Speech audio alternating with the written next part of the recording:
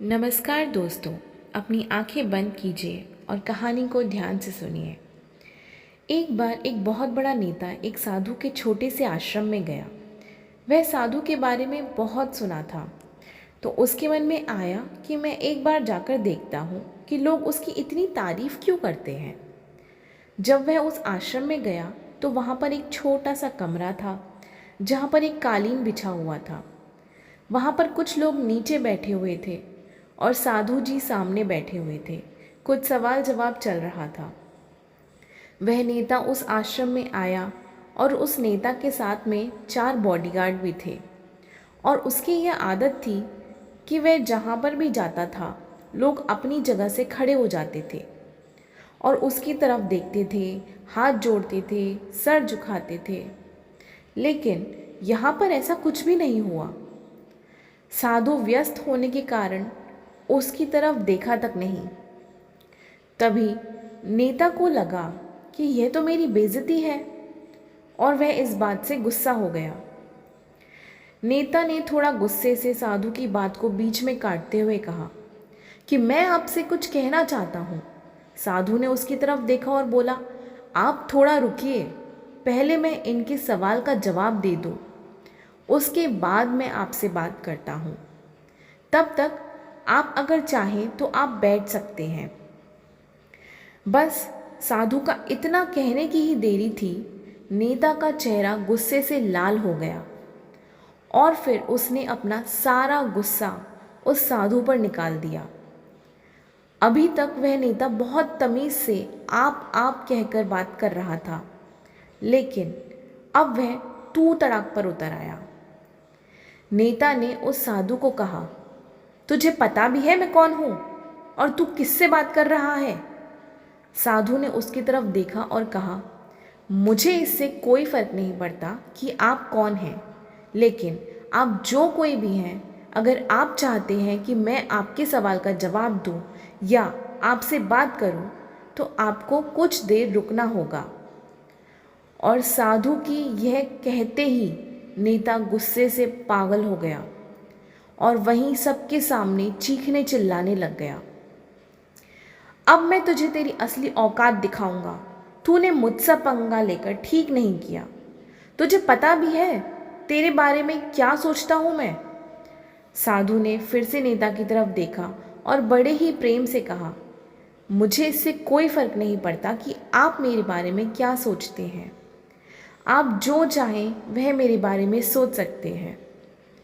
फिर नेता ने उससे कहा कि तू चाहे सुनना चाहता है या नहीं, लेकिन मैं तुझे यहीं सबके सामने बताऊंगा कि मैं तेरे बारे में क्या सोचता हूँ। तू कोई साधु नहीं है, तू एक बहुत ही घटिया इंसान है। तू एक ढोंगी है, पाखंडी है और यहाँ पर जितने भी लोग बैठे हैं उन सबको बेवकूफ़ बना रहा है।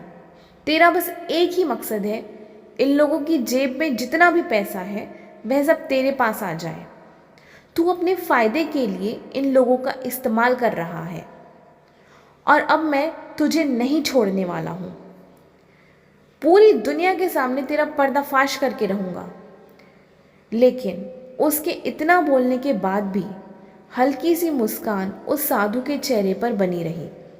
यह देखकर वह और भी तिलमिला गया और उसने कहा, अब बहुत हो गया, अब मैं यहाँ 1 मिनट भी नहीं रुकने वाला। लेकिन अभी भी तेरे पास मौका है। अगर तू मुझसे माफ़ी मांगनी है तुझे या मुझसे कुछ कहना है तो कह सकता है। इतना सब होने के बाद भी साधु के चेहरे पर एक मुस्कान थी और वह बिल्कुल शांत था।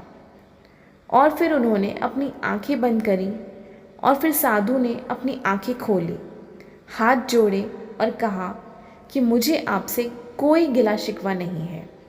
आपके लिए मेरे मन में कोई भी गलत ख्याल नहीं है।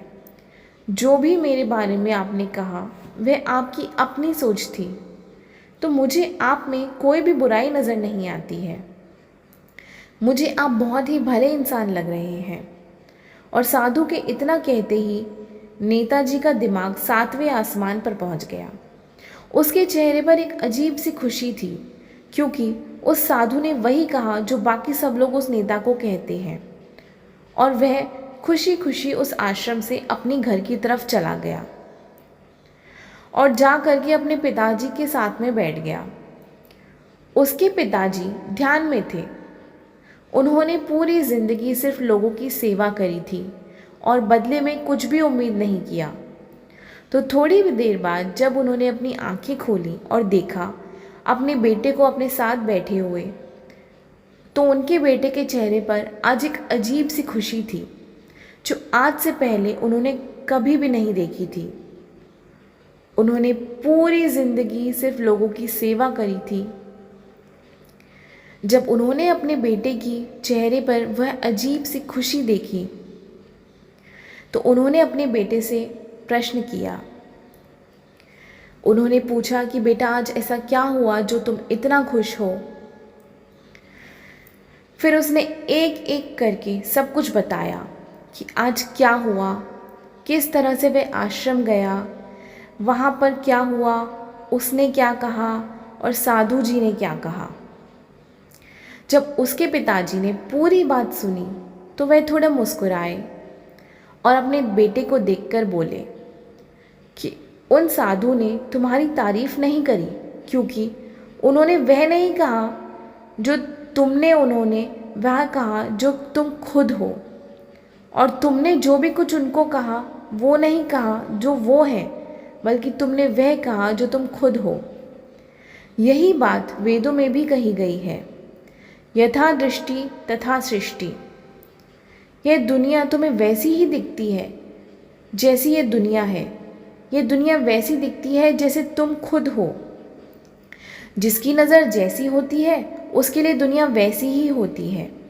तो अगर तुम अपनी दुनिया को बदलना चाहते हो तो उसका सिर्फ और सिर्फ एक ही तरीका है कि तुम पहले अपनी नज़र को बदलो।